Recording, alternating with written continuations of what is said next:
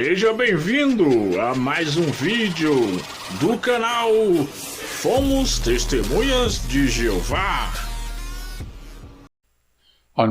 Em 27 de março deste ano, vamos comemorar o Memorial da Morte de Jesus Cristo online, usando a tecnologia Zoom. No final desse vídeo, compartilharei os detalhes de como e quando você pode se juntar a nós online. Também pode encontrá-lo em nosso site navegando em bereanos.net/meetings. Convidamos todos os cristãos batizados a se juntarem a nós.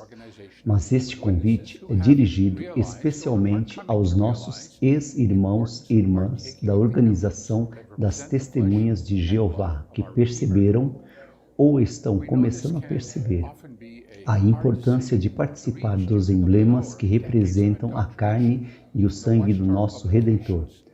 Sabemos que muitas vezes pode ser uma decisão difícil de tomar devido ao poder de décadas de doutrinação das publicações da Torre de Vigia, que nos dizem que participar é apenas para alguns milhares de pessoas selecionadas, mas não para milhões de outras ovelhas.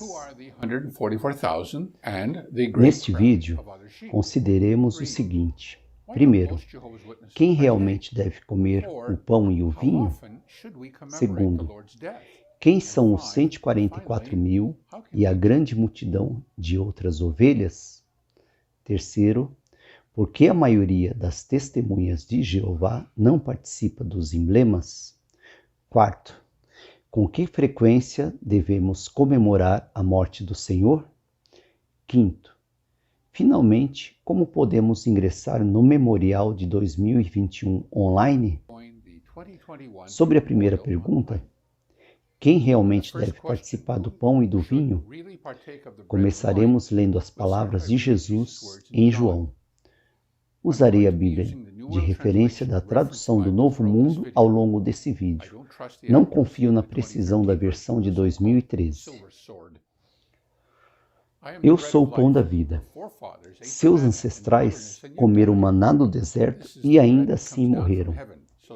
Este é o pão que desce do céu, para que qualquer um possa comer dele e não morrer. Eu sou o pão vivo que desceu do céu. Se alguém comer deste pão, viverá para sempre.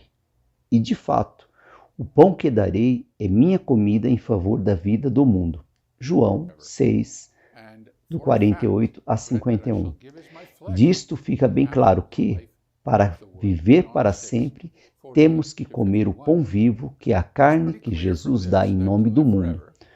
Os judeus não entenderam isso. Portanto, os judeus começaram a contender uns com os outros, dizendo: como pode este homem dar-nos a sua carne a comer? Então Jesus disse-lhes: em verdade vos digo, a menos que comereis a carne do Filho do Homem e bebais o seu sangue, não tendeis vida em vós. João 6, 52 e 53. Portanto, não é apenas a sua carne que devemos comer, mas também o seu sangue que devemos beber. Do contrário, não temos vida em nós mesmos. Existe alguma exceção a esta regra? Jesus faz provisão para um tipo de cristão que não tem que participar de sua carne e sangue para ser salvo? Não encontrei nenhum. E desafio qualquer pessoa a encontrar tal disposição explicada nas publicações da organização, muito menos na Bíblia. Agora, a maioria dos discípulos de Jesus não entenderam e ficaram ofendidos com suas palavras, mas seus 12 apóstolos permaneceram. Isso levou a Jesus a fazer uma pergunta entre os 12. A resposta de que praticamente todas as testemunhas de Jeová que eu já perguntei está errada?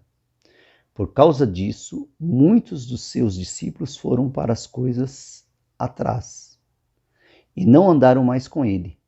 Por isso Jesus disse aos 12, vocês não querem ir também, não é? João 6, 66 e 67.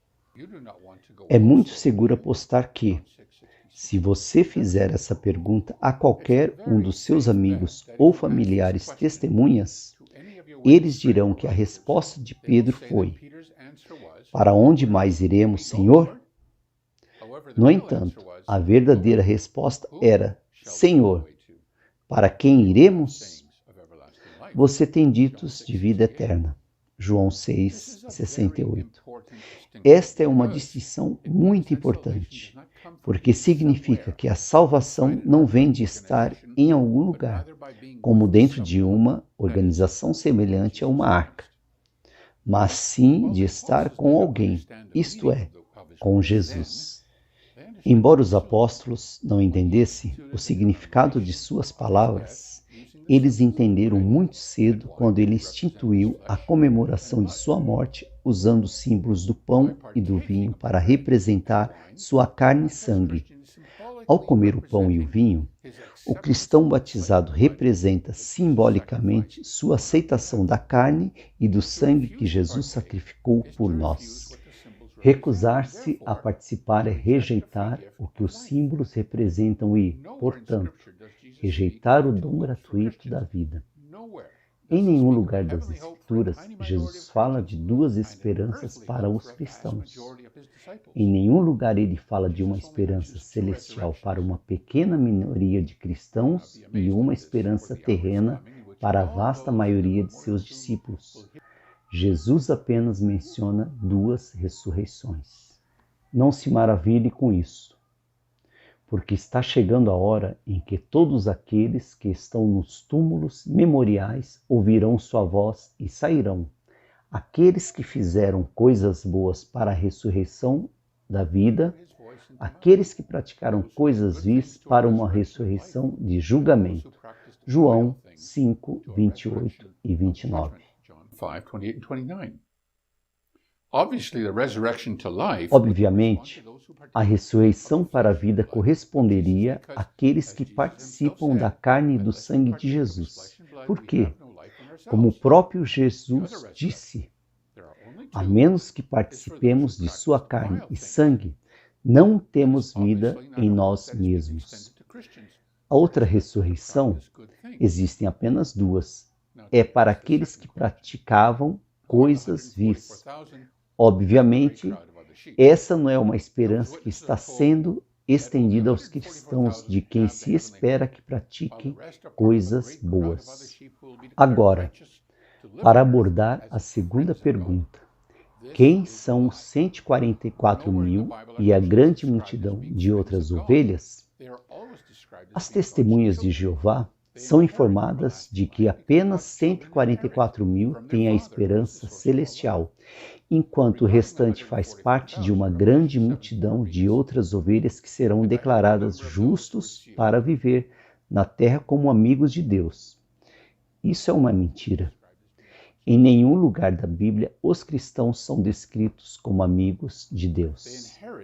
Eles são sempre descritos como filhos de Deus. Eles herdam a vida eterna porque os filhos de Deus herdam de seu Pai. Quem é a fonte de toda a vida? Com relação aos 144.000, Apocalipse 7, versículo 4 diz: E eu ouvi o número dos que foram selados, 144.000 selados de cada tribo dos filhos de Israel. Este é um número literal ou simbólico?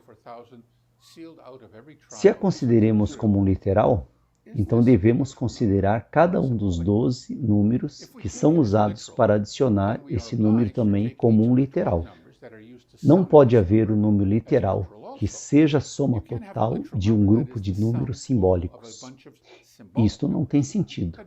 Aqui estão os 12 números que somam 144.000. Mostre-os ao meu lado na tela. Isso significa que cada tribo de Israel deve sair um número exato de 12.000. Exatamente, 12.000 de cada tribo. Se estivermos falando de um número literal, visto que a congregação cristã que inclui os gentios é chamada de Israel de Deus em Gálatas 6:16, e não há tribos na congregação cristã, como esses 12 números literais devem ser extraídos?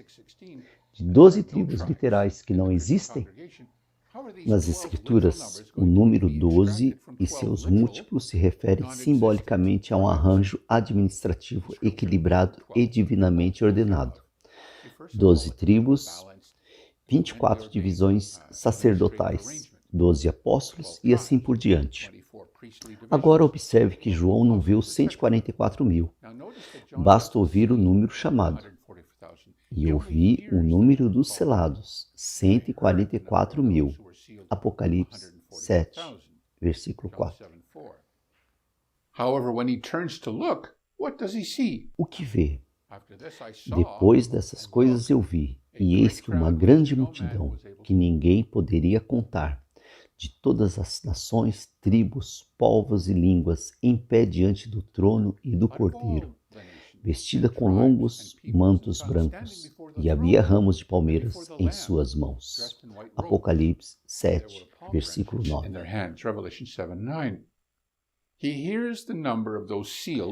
Ouça o número de selados como 144.000. Mas ele viu uma grande multidão que ninguém pode contar.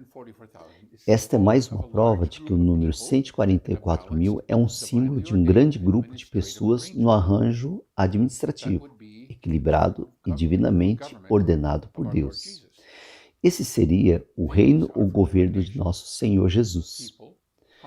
Esses são de todas as nações, povos, línguas e lugares, de todas as tribos. É razoável entender que esse grupo incluiria não apenas os gentios, mas também os judeus das 13 tribos, incluindo Levi, a tribo sacerdotal. A Organização das Testemunhas de Jeová cunhou esta frase: a grande multidão de outras ovelhas. Mas tal frase não existe em nenhum lugar da Bíblia.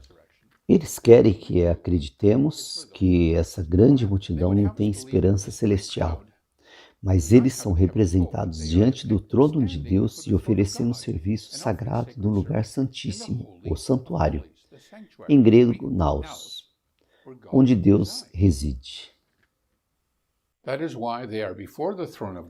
É por isso que estão diante do trono de Deus. E eles estão prestando serviço sagrado a Ele dia e noite em seu templo. Naos, ou santuário, e aquele que se assenta no trono estenderá sua tenda sobre eles. Apocalipse 7, versículo 15. Novamente, não há nada na Bíblia que indique que as outras ovelhas têm uma esperança diferente. Vou colocar um link para um vídeo sobre as outras ovelhas.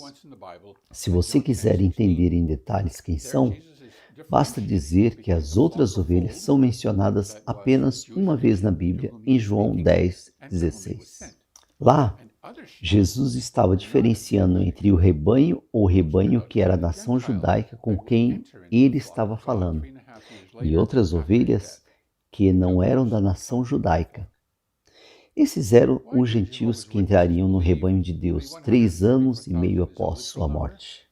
Por que as testemunhas de Jeová acreditam que 144.000 é um número literal? Isso ocorre porque Joseph F. Rutherford ensinou isso.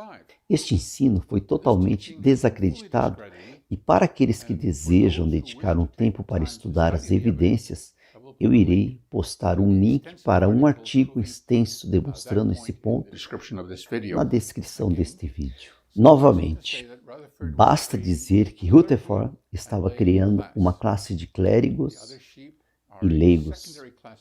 As outras ovelhas são uma classe secundária de cristãos e continuam a ser até o dia de hoje.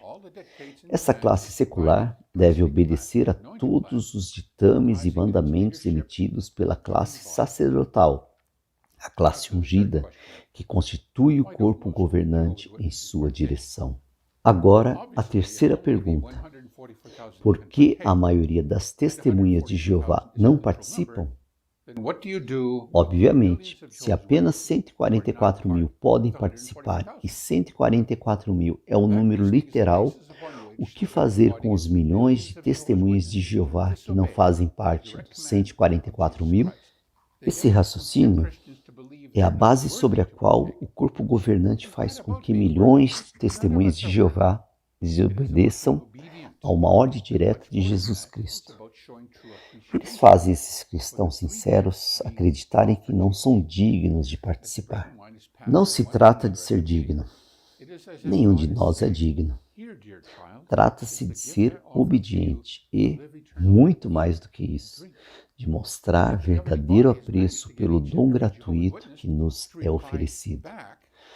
À medida que o pão e o vinho são passados de um ao outro na reunião, é como se Deus dissesse: aqui, meu filho querido, é o presente que te ofereço da vida eterna. Coma e beba. Mesmo assim, o corpo governante conseguiu fazer com que cada testemunha de Jeová respondesse: obrigado, mas não, obrigado. Isso não é para mim. Que tragédia! Esse grupo presunçoso de homens, começando com Rutherford e continuando até hoje, tem levado milhões de cristãos a olharem com desgosto para o presente que Deus está realmente dando a eles. Em parte, eles fizeram isso pela má aplicação de 1 Coríntios 11, 27. Eles gostam de escolher um versículo e ignorar o contexto. Portanto, qualquer que comer o pão ou beber o cálice do Senhor indignamente será culpado quanto ao corpo e sangue do Senhor. 1 Coríntios 11, 27. Isso não tem nada a ver com receber um convite místico de Deus que permite a participação. O contexto dessa passagem em Coríntios indica claramente que o apóstolo Paulo estava falando daqueles que tratam a ceia do Senhor como uma oportunidade de comer demais e se embriagar, enquanto desrespeita os irmãos pobres que também participam. Mesmo assim, alguns podem contra-atacar. Romanos 8:16 não nos diz que devemos ser informados por Deus para participar. Diz: o próprio Espírito dá testemunho com o nosso Espírito de quem somos filhos de Deus. Romanos 8:16. Essa é uma interpretação egoísta imposta a esse versículo pela organização. O contexto de Romanos não confirma essa interpretação. Por exemplo, do primeiro versículo ao 11 daquele capítulo, Paulo contrasta a carne com o Espírito. Ele nos dá duas opções: ser guiados pela carne que resulta em morte ou pelo Espírito que resulta em vida. Romanos 8:14 nos diz: todos os que são guiados pelo Espírito de Deus, esses são filhos de Deus. Isso contradiz completamente a doutrina da torre de vigia de que as outras ovelhas são apenas amigas de Deus e não seus filhos, a menos que queiram admitir que as outras ovelhas não são guiadas pelo Espírito de Deus. Aqui você tem um grupo de pessoas que se separam da religião falsa, abandonando ensinamentos blasfemos como o fogo do inferno, a imortalidade da alma humana e a doutrina da Trindade, para citar apenas alguns, e que estão pregando ativamente o reino de Deus, tal como eles entendem. Que vitória foi para Satanás em subverter essa fé, fazendo que eles se recusariam a fazer parte da semente destinada a derrubá-lo? Porque ao rejeitar o pão e o vinho, eles se recusam a fazer parte da semente da mulher predita em Gênesis 3, versículo 15. Lembre-se, João 1:12 nos diz que todos os que recebem Jesus colocando fé nele recebem autoridade para se tornarem filhos de Deus. Todos, não apenas 144 mil. Agora, a nossa quarta pergunta: com que frequência devemos comemorar a morte do Senhor? A comemoração anual da Ceia do Senhor pelas Testemunhas de Jeová tornou-se pouco mais do que uma ferramenta de recrutamento. Embora não haja nada de errado em comemorá-lo uma vez por ano na data em que entendemos que realmente aconteceu, embora haja grande controvérsia sobre isso, Devemos entender que os cristãos do primeiro século não se limitavam a uma comemoração anual. Os escritos da igreja primitiva indicam que pão e vinho eram regularmente compartilhados nas reuniões congregacionais, que geralmente eram na forma de refeições em casa de cristãos. Quando Paulo diz aos coríntios que continue fazendo isso quantas vezes você bebe em memória de mim, porque quantas vezes você come este pão e bebe este cálice, você continua proclamando a morte do Senhor. Ele não estava se referindo a uma celebração anual. Ver 1 Coríntios 11, 25 e 26. Aaron Milavec escreve em seu livro, que é uma tradução, análise e comentários sobre o Didaxé, que é a tradução oral preservada pela qual as igrejas domésticas do século I detalhavam a transformação passo a passo pelo qual os gentios convertidos deveriam se preparar uma participação ativa plena nas assembleias. É difícil saber exatamente como os novos batizados responderam à sua primeira Eucaristia, memorial. Muitos, no processo de abraçar o modo de vida, criaram inimigos entre aqueles que os consideravam como se abandonasse abertamente toda a piedade. Pena dos deuses, de seus pais, de seu ancestral modo de vida. Tendo perdido pais e mães, irmãos e irmãs, casas e oficinas, os recém-batizados foram abraçados por uma nova família que restaurou tudo isso em abundância. O ato de comer junto com a sua nova família pela primeira vez deve ter causado uma profunda impressão neles. Eles puderam reconhecer abertamente seu verdadeiro pai entre os pais atuais e sua verdadeira mãe entre as mães presentes. Deve ter sido como se toda a sua vida se voltasse nessa direção. Encontrar irmãos e irmãs com quem compartilhar tudo, sem ciúme, sem competição, com doçura e verdade, o ato de comer juntos pronunciava o resto das suas vidas, porque ali estavam os rostos de sua verdadeira família compartilhando, em nome do Pai de todos, a hóstia invisível, o vinho e o pão que eram o antigozo do seu futuro sem fim juntos.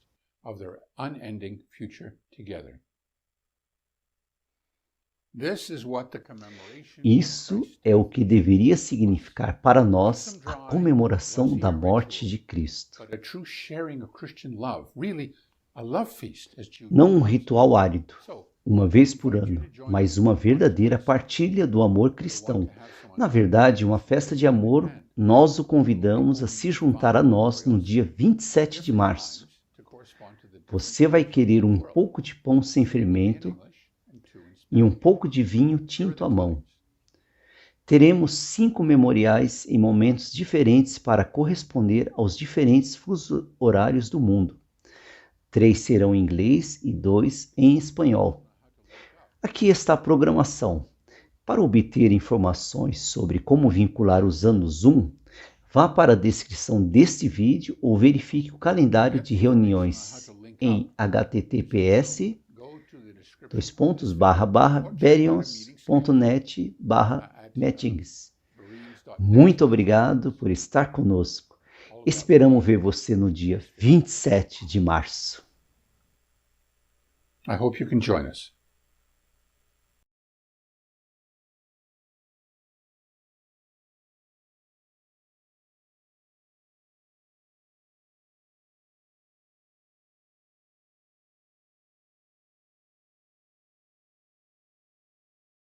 Inscreva-se no canal, deixe o seu like, compartilhe o vídeo, faça a sua parte para ajudar outros.